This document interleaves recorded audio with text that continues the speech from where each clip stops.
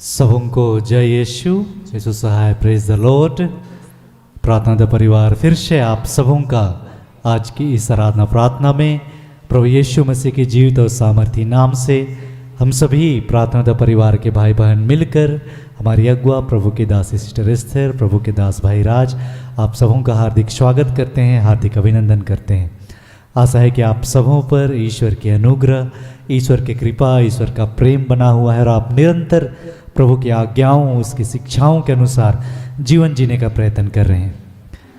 आज का यह दिन जो प्रभु ने ठहराया है और इस दिन में फिर से हमें अपनी उपस्थिति में लेकर आया है कि हम साथ मिलके उस जीवित परमेश्वर की स्तुति करें, उसकी महिमा करें, उसके कार्यों का बखान करें।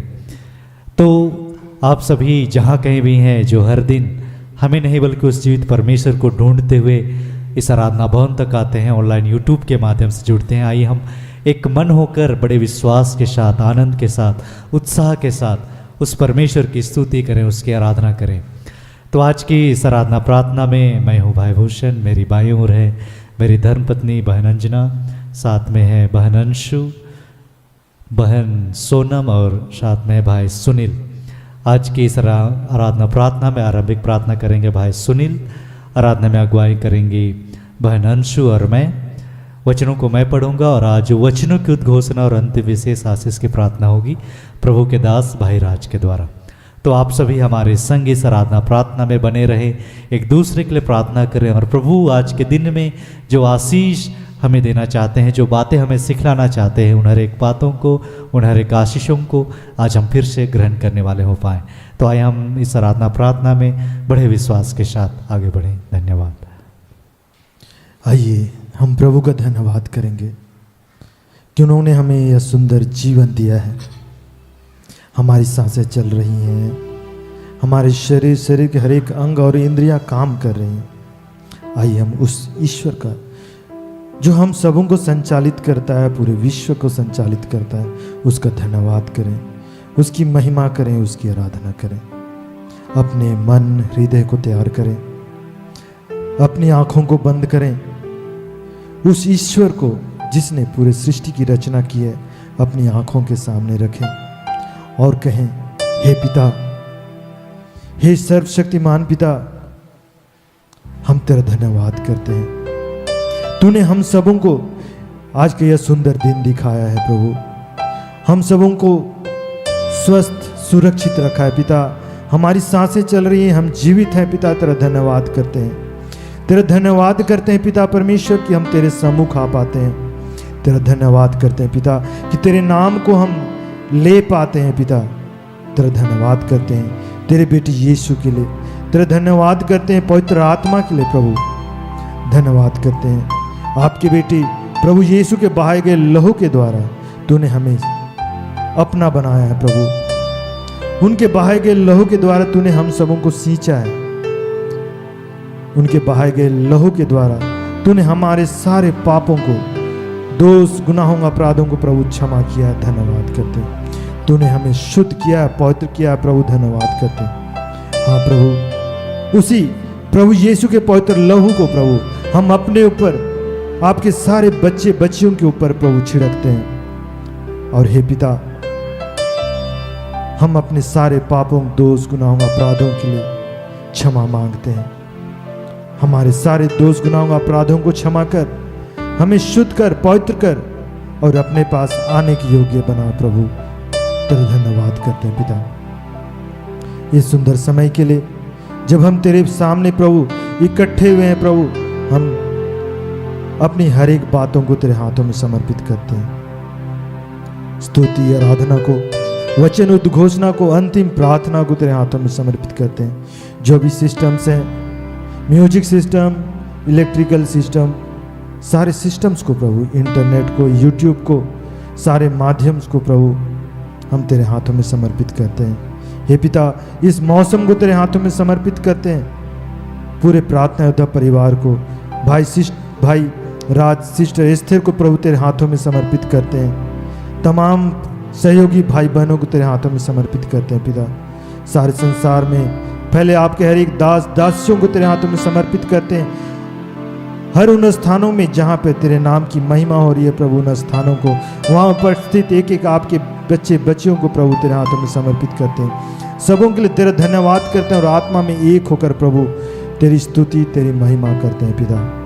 हे प्रभु, हम सबों को अपनी आत्मा से भरिए, अपने आत्मा के फलों वरदानों से भरिए पिता, और होने दीजिए प्रभु कि हम निरंतर जब तक इस संसार में रहें प्रभु तेरी महिमा करते रहें, तेरा धन्यवाद करते हैं पिता।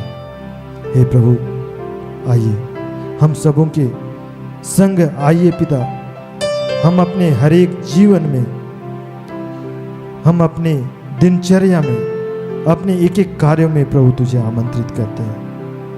हम अपनी स्तुति आराधना में, आज की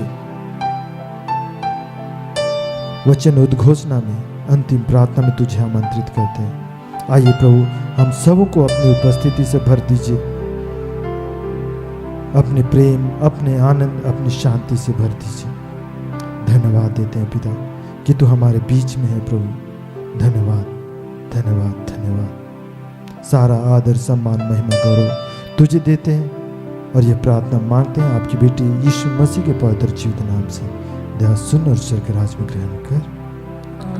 आमीन। आइए इस समय हम एक गीत के द्वारा प्रभु की महिमा करें, उसका धन्यवाद करें।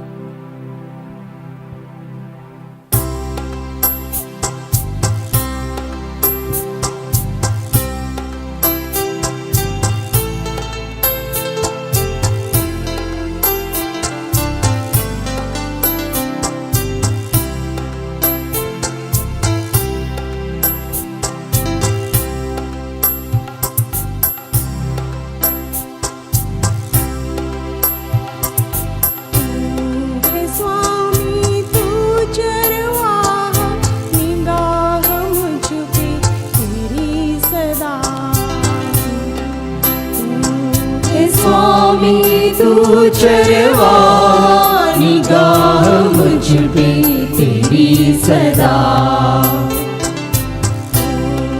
स्वामी तू चरवा निगाह मुझ पे तेरी सदा। तू है स्वामी तू चरवा निगाह मुझ पे तेरी सदा।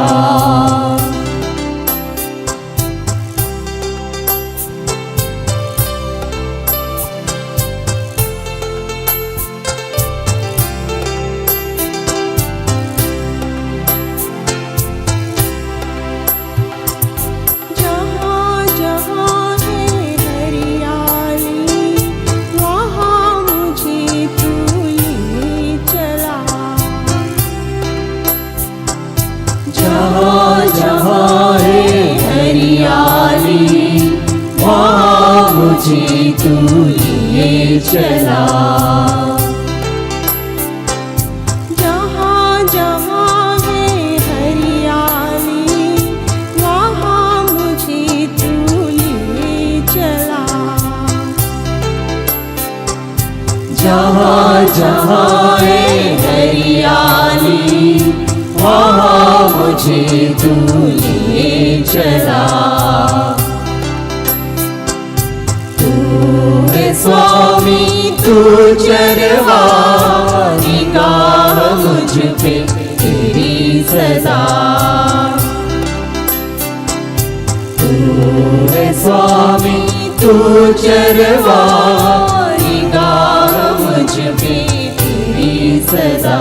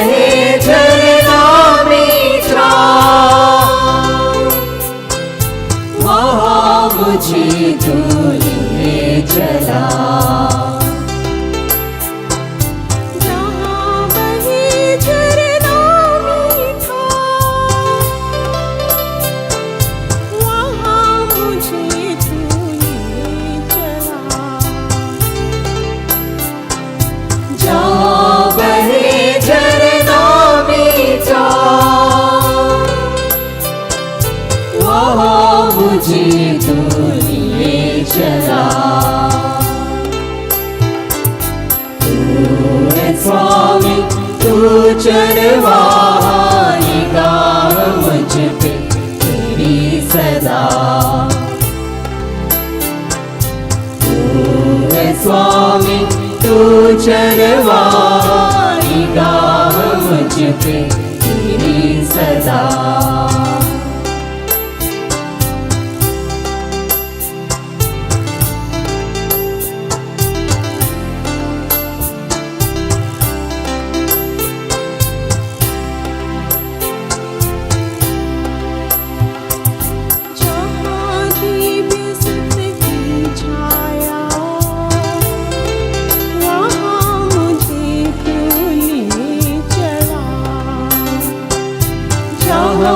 दिव्य सत्य की छाया,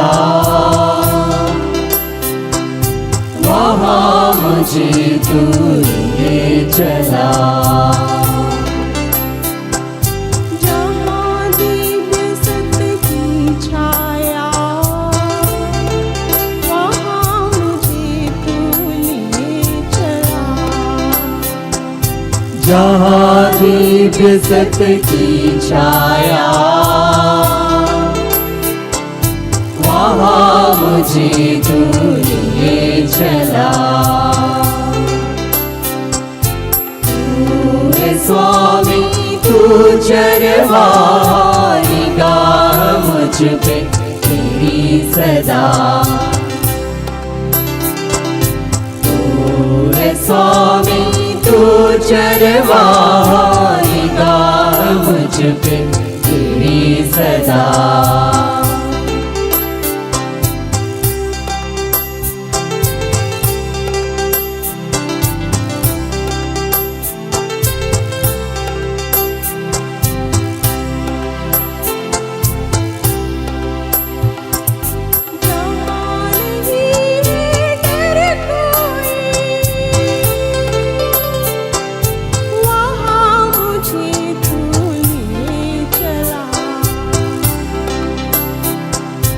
जहाँ नहीं है डर कोई, वहाँ मुझे तू लिए चला। जहाँ नहीं डर कोई, वहाँ मुझे तू लिए चला। जहाँ नहीं है डर कोई, वहाँ मुझे तू लिए चला। तू है स्वामी तू चरवाहा, निगाह मुझ पे तेरी सदा। तू है स्वामी तू चरवाहा, निगाह मुझ पे तेरी सदा। तू है स्वामी तू चरवाहा, निगाह मुझ पे तेरी सदा। तू है स्वामी तू चरवाहा, निगाह मुझ पे तेरी सदा।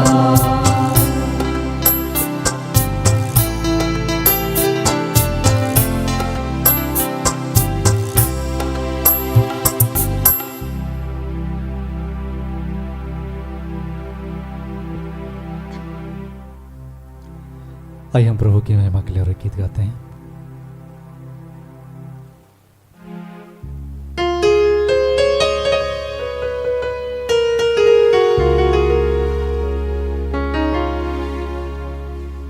जितने भी इस आराधना भर में आए, हम खड़े होकर बड़े उत्साह के साथ, आनंद के साथ प्रभु की महिमा के लिए झूमते हुए इस गीत को हम गाएंगे।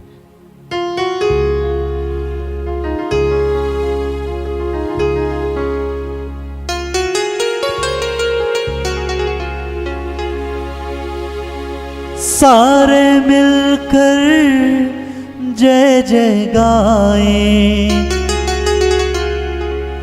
तेरे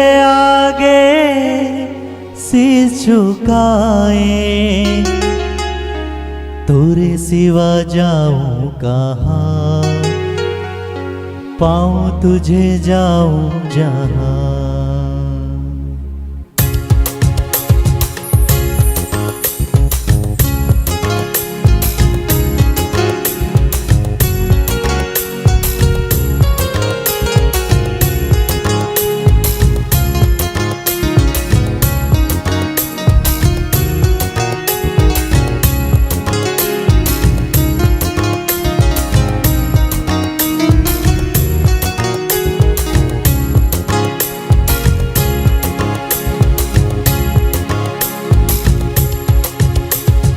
तोरे सिवा जाऊं कहाँ, पाऊं तुझे जाऊं जहाँ।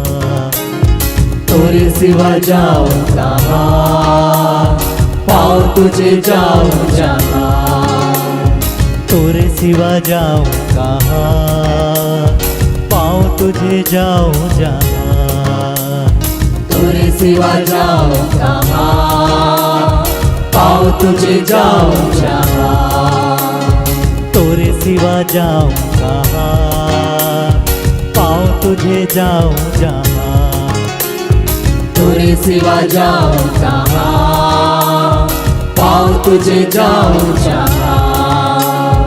तोरे सिवा जाऊं कहाँ, पाऊं तुझे जाऊं जहाँ। तोरे सिवा जाऊं कहाँ, पाऊं तुझे जाऊं जहाँ। प्रभु मैं था एक ज्ञानी, प्रभु मैं था एक ज्ञानी, अनुग्रह से तेरी महिमा जानी। अनुग्रह से तेरी महिमा जानी। प्रभु मैं था एक ज्ञानी, प्रभु मैं था एक ज्ञानी, अनुग्रह से तेरी महिमा जानी। अनुग्रह से तेरी महिमा जानी। भेड़ों में तू है गड़िया, आत्मा से मुझको चरा। भीड़ में तू है गड़िया, आत्मा से मुझको चरा। भेड़ों में तू है गड़िया, आत्मा से मुझको चरा। भीड़ में तू है गड़िया, आत्मा से मुझको चरा। तोरे सिवा, तोरे सिवा जाऊं कहाँ, जाऊं पाऊं तुझे जाऊं जहाँ। तोरे सिवा, तोरे सिवा जाऊं कहाँ, पाऊं तुझे जाऊं जहाँ। पाऊं तुझे जाऊं जहाँ।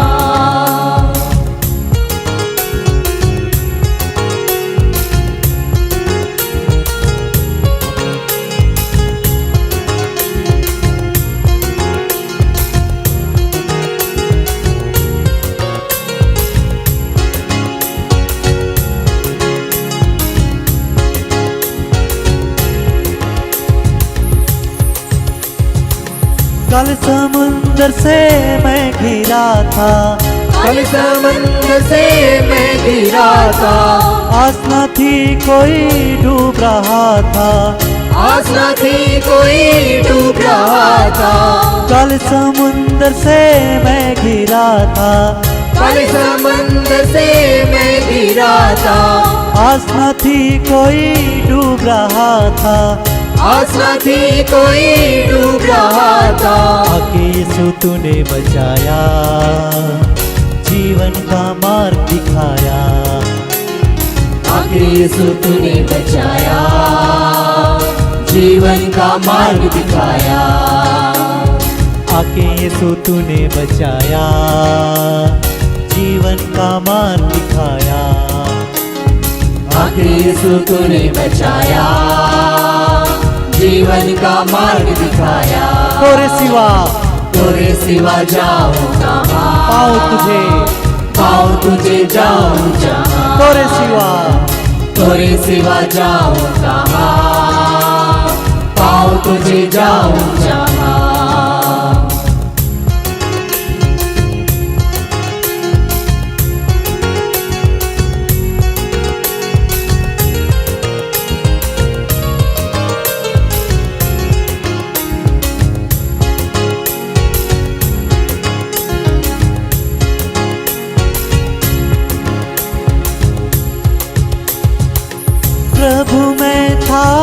एक अभिमानी, प्रभु में था एक अभिमानी, करता था अपनी मनमानी, करता था अपनी मनमानी। प्रभु में था एक अभिमानी, प्रभु में था एक अभिमानी, करता था अपनी मनमानी, करता था अपनी मनमानी। पत्थर सा दिल पिघलाया, सच्चा प्रेम करना सिखाया, पत्थर सा दिल पिघलाया, सच्चा प्रेम करना सिखाया। पत्थर सा दिल पिघलाया, सच्चा प्रेम करना सिखाया, पत्थर सा दिल पिघलाया, सच्चा प्रेम करना सिखाया। तोरे सिवा, तोरे सिवा जाऊं कहाँ, पाऊं तुझे, पाऊं तुझे जाऊं जहाँ। तोरे सिवा जाऊं कहाँ, तोरे सिवा जाऊं कहाँ, पाऊं तुझे जाऊं जहाँ। पाऊं तुझे जाऊं जहाँ।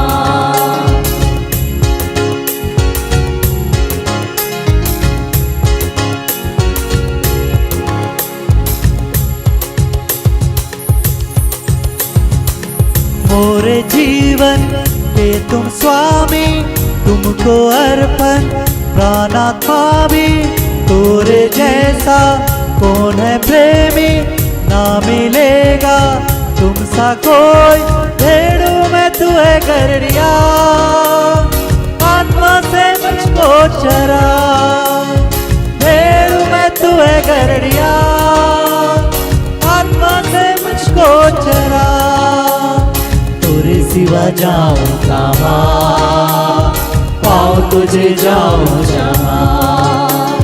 तोरे सिवा जाऊं कहाँ, पाऊं तुझे जाऊं जहाँ। तोरे सिवा, तोरे सिवा जाऊं कहाँ, पाऊं तुझे जाऊं जहाँ। तोरे सिवा, तोरे सिवा जाऊं कहाँ, पाऊं तुझे जाऊं जहाँ।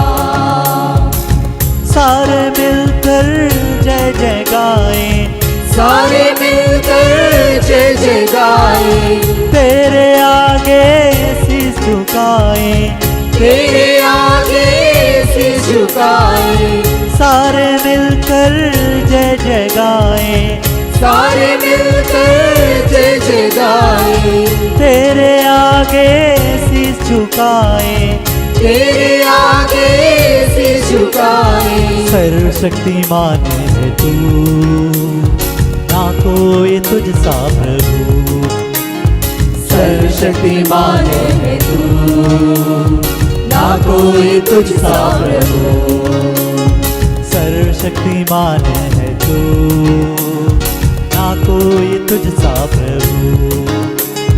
सर्वशक्तिमान है तू, ना कोई तुझ सा प्रभु। तोरे सिवा, तोरे सिवा जाऊं कहाँ, पाऊं तुझे, पाऊं तुझे जाऊं जहाँ। तोरे सिवा, तोरे सिवा जाऊं कहाँ, पाऊं तुझे जाऊं जहाँ। तोरे सिवा, तोरे सिवा जाऊं कहाँ, पाऊं तुझे जाऊं जहाँ।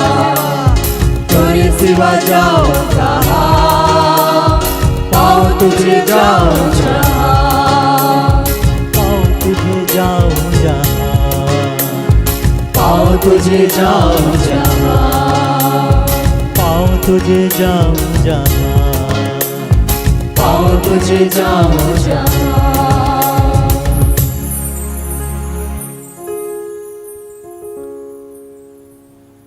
धन्यवाद पिता,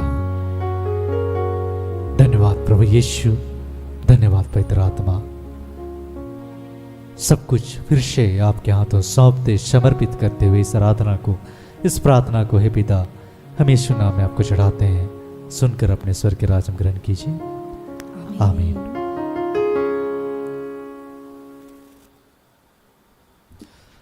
आइए हम आज के लिए ठहराए गए वचन को सुने, जिसे प्रभु ने हमें अपनी बेटी, अपनी दासी, हमारी अगुआ सिस्टर एस्तर के माध्यम से हमें दिया है। जिस वचन पर आज हम मनन करने वाले हैं, पहला वचन है स्तोत्र ग्रंथ, जिसे भजन संहिता भी कहते हैं, अध्याय 23 वचन संख्या 1 वचन ऐसा कहता है, प्रभु मेरा चरवाहा है, मुझे किसी बात की कमी नहीं। और दूसरा वचन है यशायाह नबी के ग्रंथ से अध्याय 54 वचन संख्या 3 वचन कहता है, क्योंकि तू दाएं और बाएं फैलेगी, तेरा वंश राष्ट्रों को अपने अधीन करेगा और तेरी संतति उजाड़ नगरों में बस जाएगी। यहाँ तक यह प्रभु की वाणी है। ईश्वर को धन्यवाद।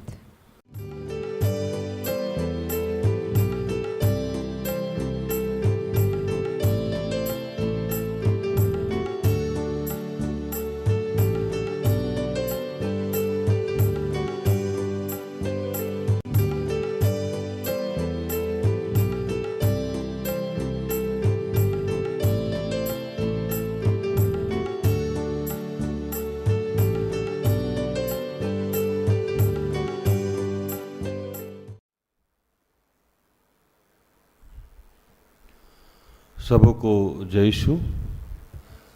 यीशु सहाय। आइए अपनी आंखें बंद करें, हम प्रार्थना करें।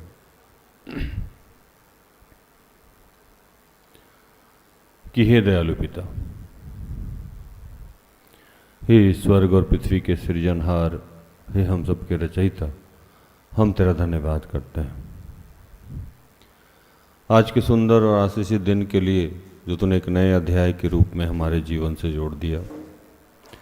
धन्यवाद प्रार्थना उद्धा परिवार के लिए और ऐसी जितनी संस्थाएं हैं, सेवकाई है, चर्च है, उन सब के लिए तेरा धन्यवाद करते हैं। धन्यवाद सिस्टर एस्थर के लिए और ऐसे जितने तेरे दास दासी हैं, उन सब के लिए तेरा धन्यवाद करते हैं। वैसे तमाम लोग जो जिस रूप से भी अपना सर कुछ तुझे निछावर किए हैं, तेरे राज्य के विस्तार में लगा रखे हैं प्रभु, उन सब के लिए तेरा धन्यवाद करते हैं। कि बेटा, गर्भ से लेकर अब तक तूने हमें संभाला, हमारी छोटी से लेकर बड़ी सारी ज़रूरतों को अपने शाही खत्ते खोल के पूर्ण किया, हम तेरा धन्यवाद करते हैं।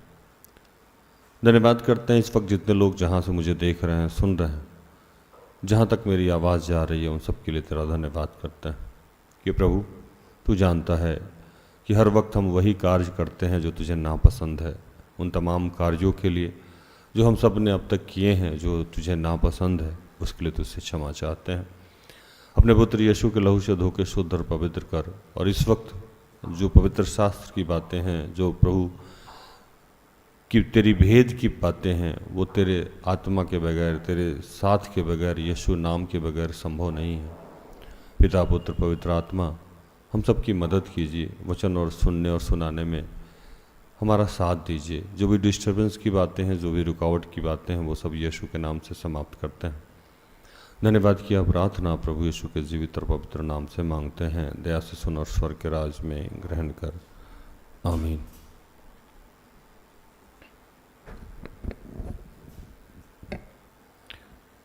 आज जो वचन मिला हम लोगों को वो है, पहला वचन है यशायाह 23 का 1।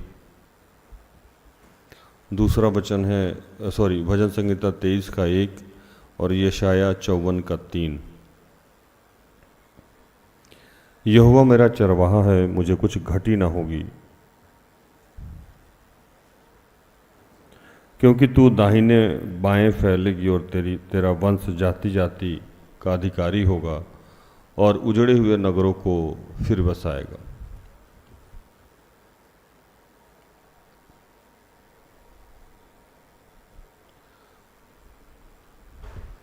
तकरीबन जितने लोग आज इस प्रोग्राम को देख रहे हैं, सुन रहे हैं, उन सब के जीवन में एक समस्या प्रभु का आत्मा तो बता रहा कि वो कहीं ना कहीं आर्थिक तंगी को झेल रहे हैं या भविष्य में आर्थिक सामंजस्य कैसे स्थापित हो, इसको लेके वो चिंतित है। बाकी और भी बहुत सारी चिंताएं हैं, लेकिन ये एक प्रमुख चिंता है। मुझे लगता है कि गरीबी से बड़ा कोई गुनाह नहीं होता। हम लोग के यहाँ एक कहावत है कि जो जरूरतमंद है, गरजू को दनाई नहीं होता। गरजू समझते हैं जिसको गरज है, मतलब ज़रूरत, उसको दनाई नहीं होता। दनाई एक भोजपुरी वर्ड है, मतलब उसको ये समझ नहीं है कि क्या अच्छा है, क्या बुरा है, क्या सही है, क्या गलत है, बस उसकी ज़रूरत कैसे पूर्ण हो। जब 4 दिन से कोई भूखा हो, प्यासा हो, और उसको जाके आप धर्म की बातें सिखाइए, ज्ञान की बातें समझाइए, नीति समझाइए, अच्छे बुरे का ज्ञान दीजिए, तो उसे ये बात समझ में नहीं आएगी।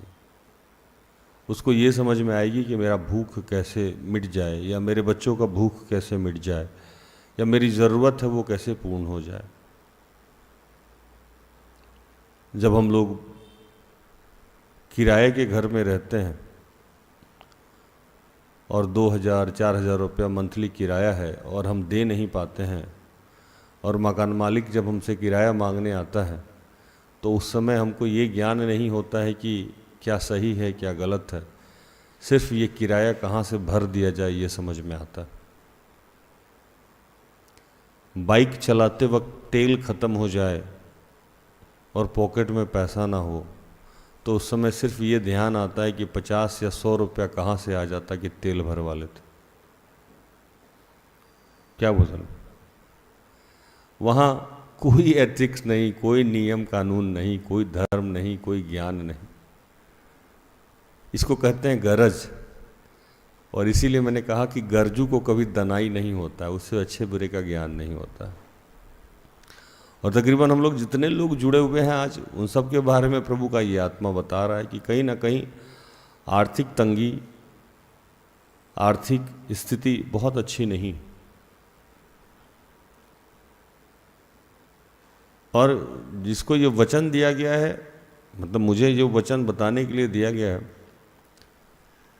मैं तो हमेशा ही पैसे को तंगी में रहा हूँ। मतलब वो चाहे बचपन, जैसे मैं कहता हूँ कि कब मैं बच्चा था, कब मैं किशोरी अवस्था में गया, कब मैं जवान हो गया और कब मैं बूढ़ा होने लगा, पता ही नहीं लगा। गरीब के बच्चे का कोई बचपन नहीं होता। जिसके ऊपर बहुत सारा बोझ हो, उसकी कोई अपनी इच्छा नहीं होती। पिता कहाँ से घर चलाता है ये सिर्फ पिता जानता है, बाकी किसी को एहसास नहीं होता है। उसको ये नहीं पता है उसकी बीवी को कि घर में पैसा कहाँ से आ रहा है, उसके बच्चों को कहाँ से मारा है। घर का जो मुखिया है, जो पिता है, वो कहाँ से ला रहा है सिर्फ वही जानता है।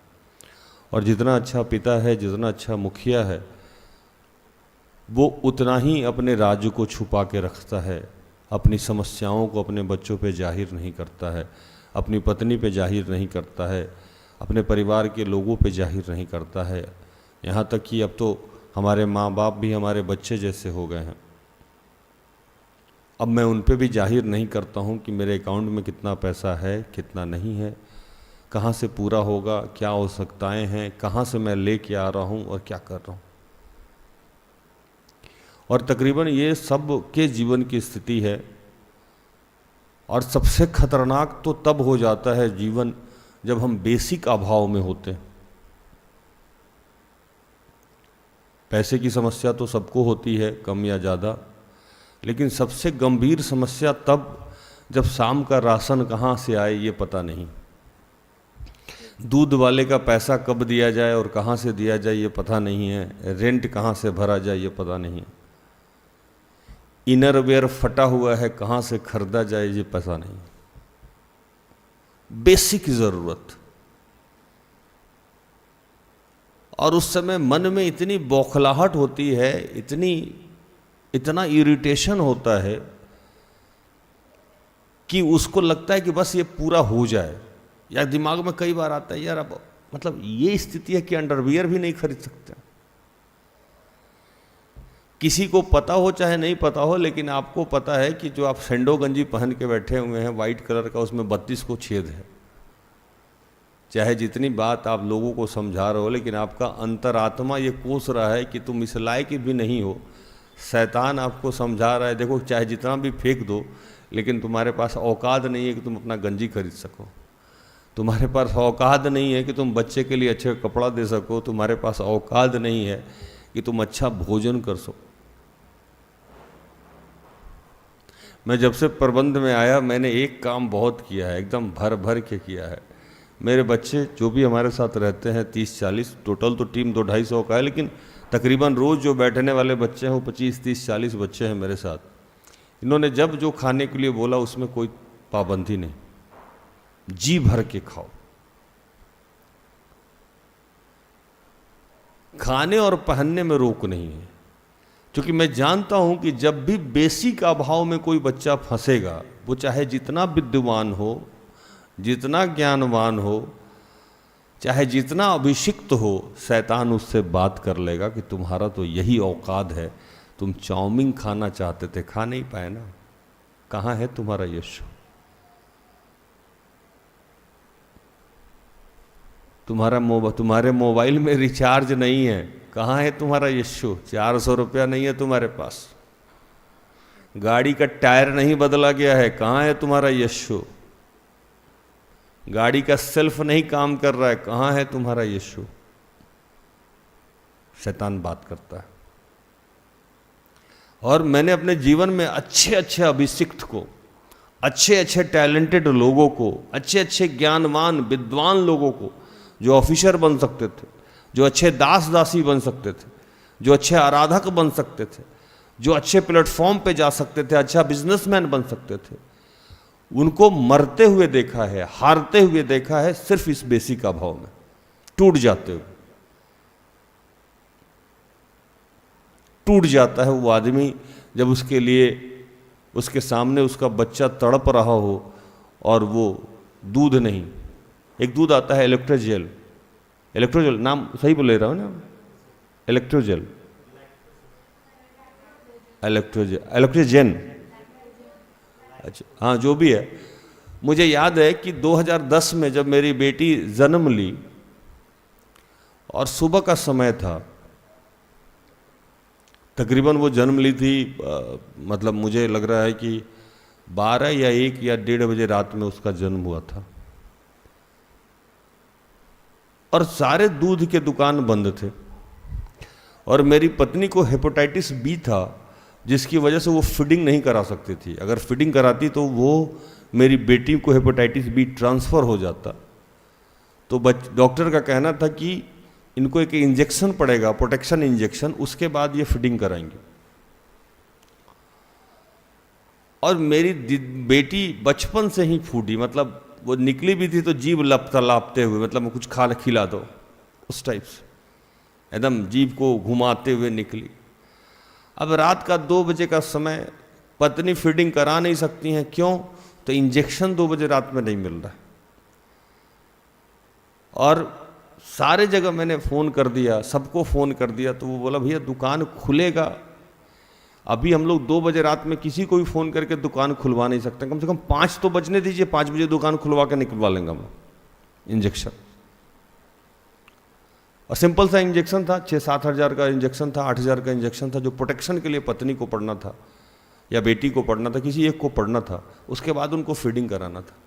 और बेटी मेरी दूध के लिए चिल्लाए जाए, मतलब न्यू बर्न बेबी दूध के लिए चिल्लाए जाए, और मैं अपने आप को ऐसे समझ रहा था कि मैं किसी लायक बाप नहीं, और मैं दूध अरेंज नहीं कर पा रहा हूँ। एक मेरा पुराना मित्र था जो अभी किसी फैक्ट्री का मालिक हो गया है, फैब्रिकेशन कंपनी का, वो सुबह सुबह 5 बजे राजस्थान शॉप के शटर पीट पाट के फ़ोन वोन करके, क्योंकि उसी के अपार्टमेंट में उसका मालिक रहता था, वो सबसे पहले इलेक्ट्रोजेल, जो ये लोग नाम सही उच्चारण कर रहा है, 0 नंबर की 1 नंबर, वो लेके आया।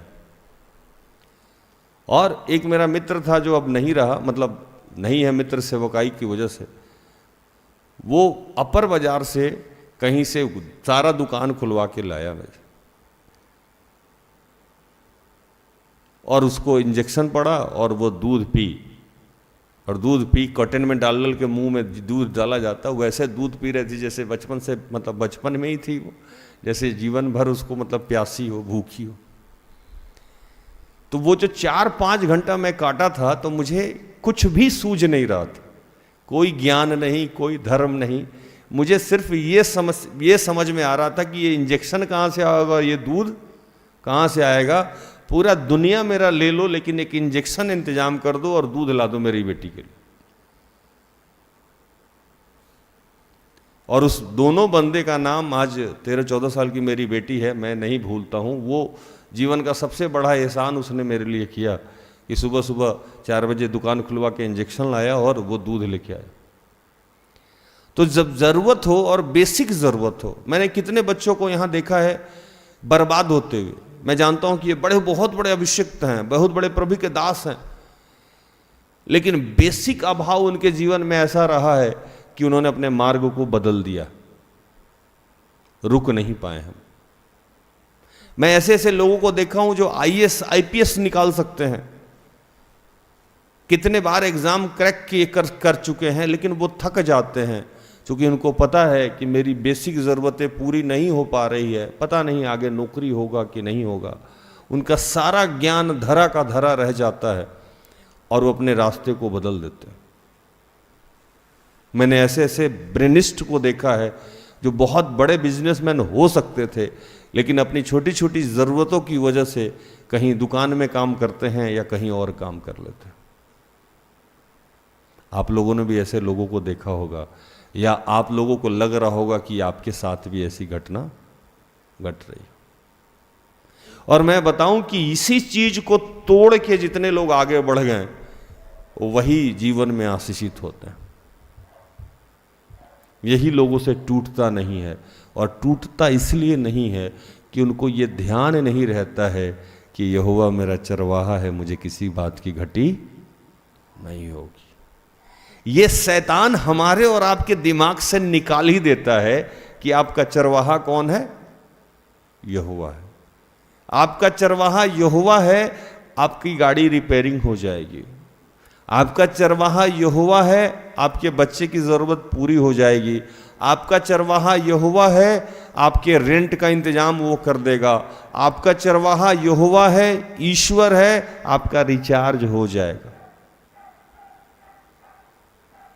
आपका चरवाहा यहोवा है, आपका इनरवेयर का क्या, आपके लिए सूट का भी इंतजाम हो जाएगा। ये हमारे दिमाग से शैतान निकाल देता है। और प्रभु का आत्मा आज सिर्फ यही कह रहा है कि निरंतर हमें याद रखना है कि यहोवा हमारा चरवाहा है, हमें किसी भी बात की घटी नहीं होगी। मैं जब नया नया विश्वास में आया था तो मुझे ये पढ़ने को मिला, कई बार मैंने इस बात को रखा है पुलपिट पे आप लोगों के सामने। तो ये वचन मुझे बहुत शक्ति देता था, सामर्थ्य देता था, और ये वचन आज भी मेरे जीवन में जीवंत है। क्योंकि बचपन से मैंने जो सबसे ज़्यादा जिस चीज़ से मैं इरिटेट होता था, अब नहीं होता हूँ, बहुत कम। वो पैसा का अभाव, वो गरीबी। तो बचपन से मैं सोचता था कि इतना पैसा कमाऊंगा कि पैसे की अहमियत खत्म हो जाएगी। इसीलिए मैं छोटी छोटी चीज़ जो मुझे चिढ़ाती है उसको मैं बहुत ज़्यादा खरीदता हूँ। बहुत पर्सनल बात मैं बताऊँगा। जैसे इनरवेयर से मैं इरिटेटेड था बचपन में, अंडरवियर से। तो आज के डेट में हम 20-20 अंडरवियर रखते हैं, क्योंकि शैतान हमसे बात नहीं कर पाया। बहुत छोटी सी बात बता रहा हूं। जूता मेरा पैर काट देता था और फटे हुए जूते से पानी घुस जाता था। तो मैं जब दुकान में घुसता हूं तो सबसे महंगा जूता जो मेरे औकात का अभी है वो लेके मैं आता हूं। मैं उसमें कंप्रोमाइज नहीं कर सकता हूं। मेरे अकाउंट में चाहे 200 रुपया हो, लेकिन मैं जानता हूं कि इस अकाउंट के रुपया से शैतान मुझसे बात नहीं करेगा। लेकिन जूता फटा हुआ जूता है, जो उसमें पानी घुसेगा तो शैतान मुझे बताएगा, देखो लोगों को ज्ञान देते हो, अपना पैर देख लो। मुझे बदन के स्मेल से समस्या है, मैं दिन भर डीओ मार के रखता हूं। ये बहुत कम लोग जानता है, मैं बोलते बोलते आज बोल गया कि स्मेल आने से मुझे इरिटेशन होता है और मैं बोल नहीं सकता हूँ। सामने कोई बैठा है, बगल में बैठा है, उसके अंडर आर्म से स्मेल आ रहा है, मुंह से स्मेल आ रहा है, बोल नहीं सकते हैं, प्रभु के दास है। तो मैं अपने बदन पे डीओ मार के रहता हूं ताकि दूसरे का स्मेल मुझे नहीं आए, क्योंकि मुझे पता है कि उससे शैतान मुझसे बात करता है। आज मैं एक चीज बताता हूं पवित्र आत्मा के सामर्थ्य से, हर आदमी कहीं ना कहीं टूटता है। और जो सबसे बड़ा टूटने का जगह है उसका वो पैसा है। कोई किसी और चीज से टूटे नहीं टूटे, मतलब दिल टूट गया जुड़ जाता है, शादी नहीं हुआ चल देगा, बच्चे नहीं हुए चलता रहेगा, बहुत सारी समस्या अन्य समस्या हमारे जीवन में है। लेकिन पैसा एक ऐसा चीज है, आर्थिक तंगी एक ऐसा चीज है जो अगर चोट मारता है तो आदमी अंदर से घायल होता है, उसका कॉन्फिडेंस हिला रहता है, वो आदमी कहीं बात भी नहीं कर पाएगा, कहीं खड़ा नहीं हो पाएगा, कहीं जा नहीं पाएगा, क्योंकि उसको हमेशा शैतान ये बताता रहता है, उसके दिमाग में ये भर गया है कि वो गरीब है, उसके दिमाग में भरा हुआ है कि वो अभाव में है, उसके दिमाग में भरा हुआ है कि हम जीवन में कुछ कर नहीं पा रहे और हमारी हालात नहीं बदल रही। और जिस दिन इस पे आपका विजय प्राप्त हो जाएगा उस दिन आपको कामयाब होने से कोई रोक नहीं सकता है। मैं छोटी छोटी उदाहरण दूंगा फिर मैं आगे बढ़ूंगा। एक रिक्शा वाले का बेटा आईएएस हो जाता है, क्या उससे शैतान रोज ये बात नहीं करता होगा कि तुम्हारा बाप, तुम्हारे पिताजी रिक्शा चलाते हैं, शाम तक 50 या 100 रुपया कमाते हैं, तुम ये सब छोड़ दो और कहीं भी एक छोटा मोटा भी नौकरी कर लो, तब तुम्हारे घर का सहयोग हो जाएगा।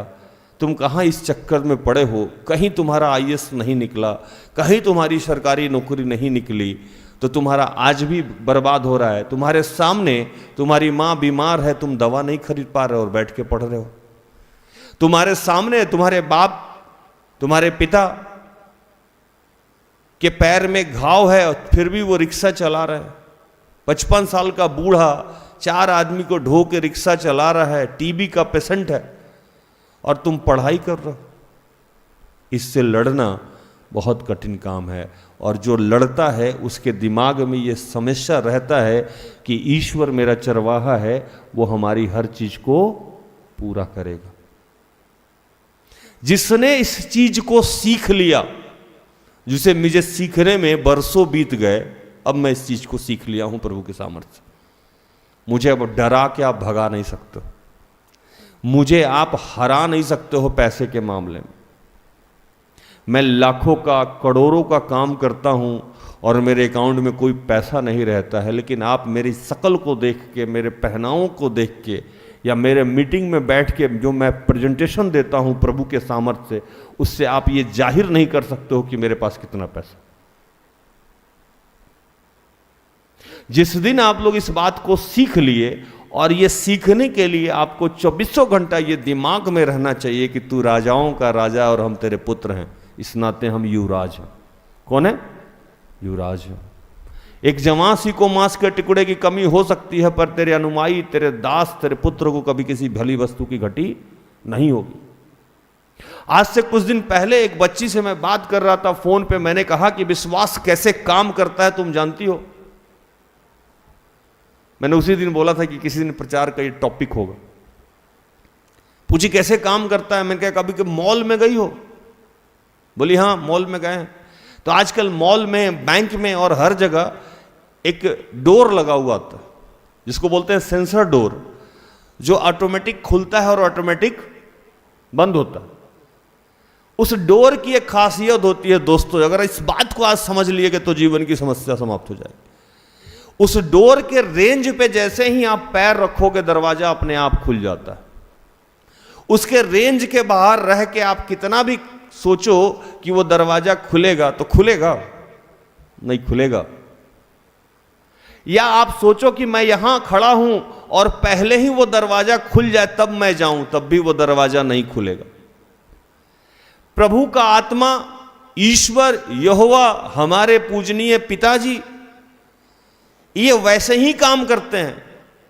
कहते हैं कि बेटा मेरे सेंसर के अंदर आओ, रडार के अंदर आओ और तुम दिखाओ कि तुम्हें यकीन है कि जैसे मैं पैर रखूंगा ये दरवाजा खुल जाएगा।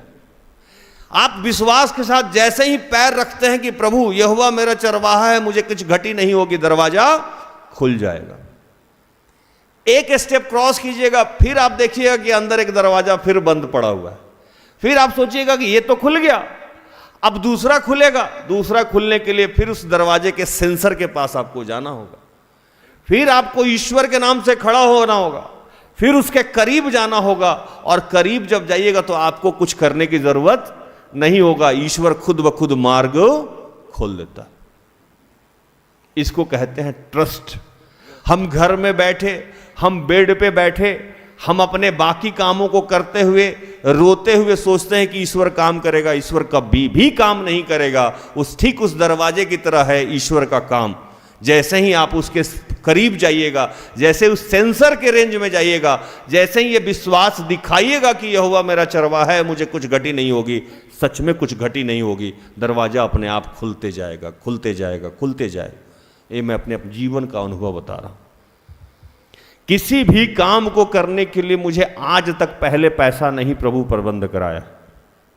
चाहे ये आराधनालय हो, चाहे दुनिया का कोई भी काम हो, प्रभु कहा कि अगर तुझे यकीन है कि यहोवा मेरा चरवाहा है, मुझे कुछ घटी नहीं हो, तो सेंसर के पास आ। जिस दिन मैं इस जमीन को ले रहा था, बात कर रहा था, उस दिन मेरे पास कोई पैसा नहीं था। उस दिन भी मुझे याद है कि कोई मेरी महिला मित्र यहां की सहयोगी हैं, वो अपना फिक्स तोड़ के 50,000 या 60,000 या 1 लाख रुपया फिक्स तोड़ के मुझे दी थी कि भैया ये रख लीजिए। उस दिन भी मेरे पास कोई पैसा नहीं था। लेकिन पता नहीं ये क्या है कि मैं हमेशा सेंसर के पास जाके खड़ा हो जाता हूं, दरवाजा खुल जाता है। वो महिला मित्र, नाम नहीं ले सकता, वो महिला मित्र अपना फिक्स तोड़ के लाई। वो रकम मैं ठीक से नहीं याद कर पा रहा हूं, आज भी मैं पैसा वो नहीं लौटाया हूं। और वो लेके आई, उससे इसका काम शुरू हुआ। ये कितनी अद्भुत बात है। और ये इतना विशाल का है, आराधनालय खड़ा है। और हर पग पग पे मुझे याद है कि जब मैं पेमेंट देना रहता था तो मुझे अकाउंट में पैसा नहीं रहता था, और मैं सिस्टर एस्तर से बात करता था। कई बार मुझे डर भी लगता था। सिस्टर एस्तर बोलती थी प्रभु बोला है प्रबंध हो जाएगा, उसके पहले प्रबंध हो जाता था। आप लोग सेंसर के बाहर खड़े हैं, आप लोगों को प्रभु के पास आना होगा। और प्रभु प्रमाण नहीं देता है कि मैं काम करूंगा। लोगों को क्या है ना कि प्रभु मेरा ये प्रबंध कर देता तो हम करेंगे, प्रभु मेरा ये काम करा देगा तो करेंगे। अरे प्रभु आपका गुलाम नहीं है कि आपके अनुसार चलेगा। आपको प्रभु के अनुसार चलना होगा। आपको हर वक्त ये याद रखना होगा कि वो ईश्वर है। आपके टर्म एंड कंडीशन पे वो काम नहीं करेगा, उसके टर्म एंड कंडीशन पे आपको काम करना।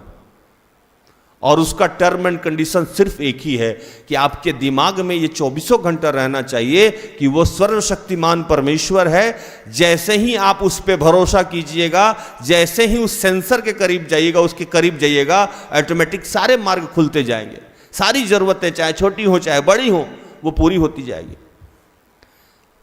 दाऊद एक जगह रोने लगा और रोते रोते कह रहा है कि प्रभु क्या कर रहे हो तुम मेरे साथ। आज स्थिति मेरी ऐसी हो गई है कि लोग कुत्ते की तरह मुझे घेर के रखे हुए हैं। लोग मुझे बदनाम करने पे लगे हुए हैं, परेशान कर रहे हैं, मेरा मजाक उड़ा रहे हैं, मेरा माखौल उड़ा रहे हैं। भूषण भाई वचन पढ़िए ना कुछ।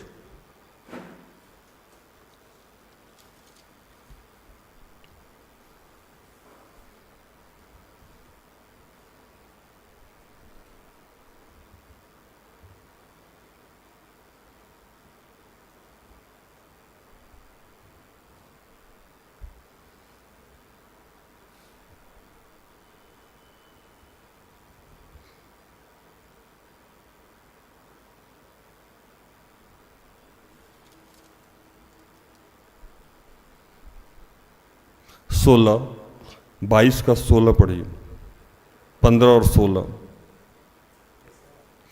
भजन संहिता 22 का 15-16। आपकी भी आज यही स्थिति है जो वचन में पढ़ रहा हूं। जैसे दाऊद बिलख बिलख के रो रहा था प्रभु के सामने, आज कहीं ना कहीं आप रो रहे हैं। पढ़िए। मेरा बल टूट गया, मैं ठीकरा हो गया, और मेरी जीभ मेरे तालू से चिपक गई, और तू मुझे मारकर मिट्टी में मिला देता है, क्योंकि कुत्तों ने मुझे घेर लिया है। कुकर्मियों की मंडली मेरे चारों ओर मुझे घेरे हुए है। वे मेरे हाथ और मेरे पैर छेदते हैं। सब तरफ से निराशा। दाऊद कह रहा है कि सब तरफ से निराशा है। आदमी आजकल ऐसा हो गया जैसे कुत्ता हो गया है, कहां से नोच खाए, भोक खाए। गरीब क्या हो गए कि लोग, कोई भी आके चला जाता है, कोई भी सुना देता है, जिसका कोई औकात नहीं है वो भी बोल के चला जाता है। जब स्थिति बुरी होती है तो हाथी पे बैठे हुए आदमी को कुत्ता काट लेता है। जब ईश्वर मदद नहीं करे तो कोई आदमी हाथी पे बैठ के जा रहा, बहुत हाइट पे है, तब भी कुत्ता उछल के काट लेता है। बुरा वक्त। पैसे की जब तंगी आती है, बदहाली आती है, तो जिसको आप कभी जिसका सोचे भी नहीं होंगे कि ये भी मेरे से उल्टा बोल सकता है, वो भी आपको उल्टा सुना के चार को चला जाएगा। और सबसे बुरा तब लगता है जब आपके अपने ही घर वाले, कई बार बीवी कहती है कि औकात नहीं था तो शादी क्यों कर ले। कई बार बच्चे कह बैठते हैं औकात नहीं था तो पैदा क्यों किया, स्कूल फी नहीं दे सकते हो, भोजन नहीं करा सकते हो, वस्त्र नहीं दे सकते हो, तो मुझे पृथ्वी पर लाए ही क्यों। चारों तरफ से अंधेरा ही अंधेरा। दाऊद की भी यही स्थिति था। दाऊद कहने लगा कि लोग अब इस कदर नाम धराई मेरी होने लगी है, जगहसाई मेरी होने लगी है कि लोगों को अगर मैं कहता हूं कि ईश्वर पे मैं विश्वास करता हूं तो अब तेरा भी नाम लेके मजाक उड़ाते हैं। आजकल स्थिति हमारी ये हो गई है कि यीशु के नाम से भी लोग हमारे, अरे ये विश्वासी हैं, ये धर्मी हैं, ये तो ईश्वर को मानने वाले हैं, और इनके छत से पानी चूता है। ये ईश्वर को मानने वाले हैं, इनके घर में पानी भर जाता है। ये ईश्वर को मानने वाले हैं, इनका पैर टूट जाता है। ये ईश्वर को मानने वाले हैं, इनकी शादी नहीं हो रही है। ये ईश्वर को मानने वाले हैं, इनके बच्चे मर जाते हैं। ये ईश्वर को मानने वाले हैं, इनके कर्ज नहीं जाते।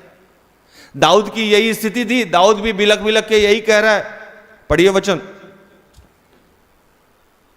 22 का 6-7। परंतु मैं तो कीड़ा हूँ, मनुष्य नहीं। मनुष्यों में मेरी नाम धराई है और लोगों में मेरा अपमान होता है। वे सब जो मुझे देखते हैं मेरा ठट्ठा करते हैं और होंठ बिचकाते हुए यह कहते हुए सिर हिलाते हैं। 8। अपने को यहोवा के वश में कर दे, वही उसको छुड़ाए, वह उसको उबारे, क्योंकि वह उससे प्रसन्न है। दाऊद कह रहा है कि सब लोग मजाक उड़ाते हैं कि अपने को ईश्वर के वश में कर दो, तुमको बचा लेगा। ये स्थिति आज हम सबकी है। ये स्थिति आज हम सबकी है। लेकिन अगर आज आप एक काम करिए कि हर वक्त हर समय इस बात को गांठ बांध लीजिए, जैसे मैंने अपने जीवन में गांठ बांध लिया। जब मैं नया नया विश्वास में था और मेरे घर में लोग इस बात को नहीं जानते थे कि यीशु कौन है, यहोवा किसको कहते हैं, तो इस वचन को जब मैंने अपने घर में चिपकाया पोस्टर बना के, तो मैंने जहाँ जहाँ यहोवा शब्द था उस सब जगह ईश्वर लिख दिया, क्योंकि ईश्वर को तो मेरे घर वाले जानते थे। तो मैंने ऐसे लिख दिया कि ईश्वर मेरा चरवाहा है, मुझे कुछ घटी ना होगी। वो मुझे हरी हरी चराइयों में बैठाता है, वो मुझे सुखदायक जल के झरने के पास ले जाता है। मैंने इस वचन को ठीक ऐसे लिख दिया। अब मैं क्या, मेरा पूरा घर वाला भी पढ़ रहा था कि ईश्वर मेरा चरवाहा है, मुझे कुछ घटी नहीं होगी। आपको जहन में हमेशा एक बात रखना है कि ईश्वर मेरा चरवाहा है। और दाऊद जब रो रहा था तो उसके दिमाग में यह बात आया कि हमारे पूर्वज ने जब ईश्वर पे विश्वास रखा और ये मान लिया कि ईश्वर मेरा चरवाहा है, मुझे किसी भली वस्तु की घटी नहीं होगी, तो उसको आशीष मिला। और ये उसने कह भी दिया। 4 और 5 22 का। हमारे पुरखे हमारे पुरखा तुझी पर भरोसा रखते थे, वे भरोसा रखते थे और तू उन्हें छुड़ाता था। उन्होंने तेरी दुहाई दी और तूने उनको छुड़ाया। वे तुझी पर भरोसा रखते थे और कभी लज्जित ना हुए। अब आपको ये बात समझना है कि जब भी आपको डर लगेगा, डर तो लगेगा ही लगेगा। डरना एक स्वाभाविक प्रक्रिया है। वो मैं भी डरता हूँ, सिस्टर एस्थर भी डरती हैं, दिनाकरण साहब भी डरते हैं, जोएस मेयर भी डरते हैं। और एक नया नाम लूँगा तो आपको आश्चर्य लगेगा, यीशु को भी डर लग रहा था। अगर आप शरीर धारण किए हैं तो शरीर की जो भी समस्याएं हैं उसको आप धारण करिएगा। अब शरीर धारण कीजिए तो सुसु तो लगेगा ही लगेगा ना, पोटी तो करिएगा ही करिएगा, भूख तो लगेगी ही लगेगी। चाहे ईश्वर भी शरीर रूप धारण किए हों तो क्या इस प्रक्रिया से वो बच जाएंगे? नहीं बचेंगे। अब बाकी चीजों को समझने की जरूरत नहीं है, ये तो आप हम इंसान हैं। अब आपने कहा कि यीशु को कहां डर लग रहा था, भैया बता के जाइए जरा। गतसमनी बाग में प्रभु जब अपने शिष्यों के साथ प्रभु भोज की रोटी, आखिरी रोटी खा के और गतसमनी बाग में पहुंचे तो उनका मन बड़ा व्याकुल हो गया, बेचैन हो गए और बेचैन होकर प्रार्थना करने के लिए आगे चले गए और अपने शिष्य को बोला उन्होंने कि तुम भी प्रार्थना करो। लेकिन ये लोग इतना ना दबा के खाया हुआ था कि नींद आ रही थी, है ना। जब भी कुछ करना हो तो कुछ क्या दबा के मत खाइए, हल्का खाइए, नहीं तो पता लगेगा घुलट जाइएगा। प्रभु के सारे शिष्य इतना अच्छे से दबा के खाए हुए थे कि जग ही नहीं पा रहे थे। लेकिन प्रभु का आत्मा व्याकुल, यीशु का आत्मा व्याकुल। वहां लिखा है, पढ़ लीजिएगा वचन को, वो प्रचार का टॉपिक नहीं है इसलिए वचन नहीं बताएंगे, पढ़िएगा, बहुत पॉपुलर कहानी है। यीशु आगे बढ़ जाते हैं और लिखता है कि ढेला फेंकने भर, मतलब जितने तेजी से वो ढेला फेंक सकते थे, पत्थर फेंक सकते थे, उतनी दूरी पे अपने शिष्यों से अलग होके और व्याकुल होके रोने लगे और कहने लगे कि हे पिता, ये प्याला हमसे टाल दे, फिर भी मेरी नहीं तेरी इच्छा पूर्ण हो। प्याला किसको कह रहे थे? प्याला वो कह रहे थे जो कुछ देर बाद वो पकड़े जाने वाले थे और उनकी जो दुर्दशा हो रही थी, जिसको वो पीने वाले थे, उसको कह रहे थे कि प्रभु ये टाल दे, ये बड़ी कष्ट देगा। और लिखता है वहां कि उनके खून पसीने की तरफ बह रहे थे। अंदर से इतने व्याकुल थे यीशु, इतने व्याकुल थे कि आप सोच नहीं सकते। डर कब लगता है? व्याकुल है। व्याकुलता और डर एक सामान्य स्थिति है। जब हम डरे होंगे, व्याकुल हो जाएंगे, परेशान थे कि ये कैसे कटेगा। इसलिए नहीं कि वो शक्तिशाली नहीं थे, इसलिए कि उन्होंने शरीर रूप धारण किया हुआ था। शरीर की अपनी दुर्बलताएं हैं, अपनी अभिलाषाएं हैं, अपनी इच्छाएं हैं, अपनी जरूरतें हैं। उससे आप अनभिज्ञ नहीं हो सकते, उसको आप टाल नहीं सकते। शरीर है तो नींद आएगी, शरीर है तो भूख लगेगी। शरीर के जो जितने क्रियाक्रम है, दिनचर्या है, उसमें आपको जाना ही पड़ेगा। तो डरना एक स्वाभाविक प्रक्रिया है। दाऊद भी डर रहा था, हम सब भी डरते हैं, लेकिन डरते डरते आपको उस सेंसर पे पैर रखना होगा। हालेलुया। डरते डरते उस सेंसर में पैर रखना होगा और यकीन करना होगा कि जैसे मैं इस दरवाजे के पास जाके खड़ा हो जाऊंगा यीशु के नाम से, यह दरवाजा खुल जाएगा। और यह काम दाऊद भी करते थे। गोलियत के सामने जाके खड़े हो गए कि तू कौन है खातना रहित जो मुझे हराएगा? मैंने कितनी बार बाघ सिंह को मारा है। जब आपको डर लगे तो आपके इर्द गिर्द जितने लोग प्रभु के नाम से खड़े हैं उनको याद कर लीजिए। याद कर लीजिए कि सिस्टर एस्थर एक तोरपा से आई हुई महिला है, लड़की हैं, जिनके आगे ना पीछे कोई है, फिर भी वो खड़ी हैं और इतनी बड़ी सेवकाई को चलाती। ऐसे ऐसे हजारों नाम मिल जाएंगे आपको जिनके आगे पीछे कोई नहीं है, जिनका ना संसारिक कोई चरवाहा नहीं है, ना देने वाला है ना लेने वाला है, फिर भी यीशु को जब चरवाहा मान के वो खड़ा हो गया, वो व्यक्ति, वो महिला, तो प्रभु ने उसे विजय दिला दिया। कि चाहे बाइबल में देखिए चाहे सांसारिक रूप में। डर लगे तो इर्द गिर्द के लोगों को देख लीजिए, डर लगे तो संगति कर लीजिए, लेकिन इस बात से भागिए नहीं, दूर नहीं होइए। और दाऊद उसके बाद जब लिखा कि मैंने 26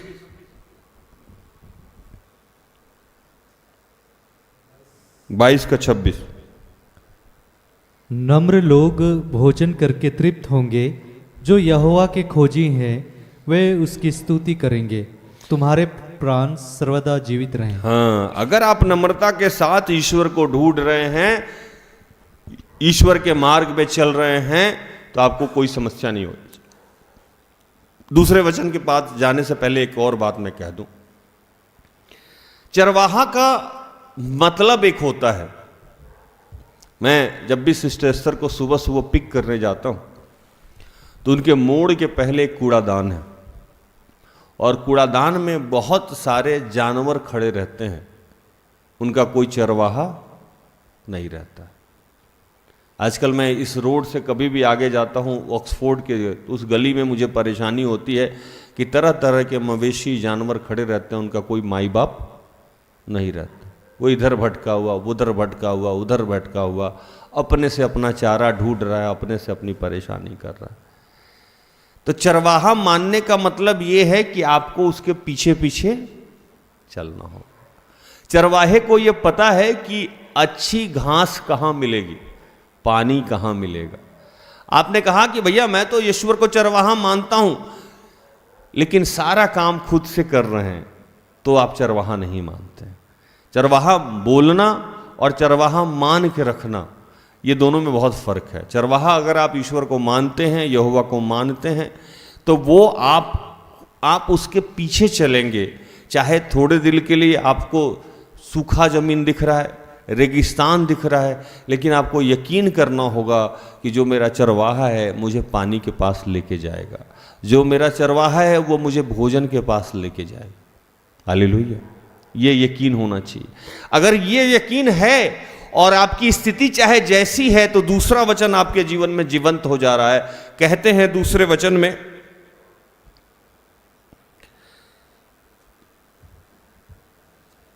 क्योंकि तू दाहिने बाएं फैलेगी और तेरा वंश जाति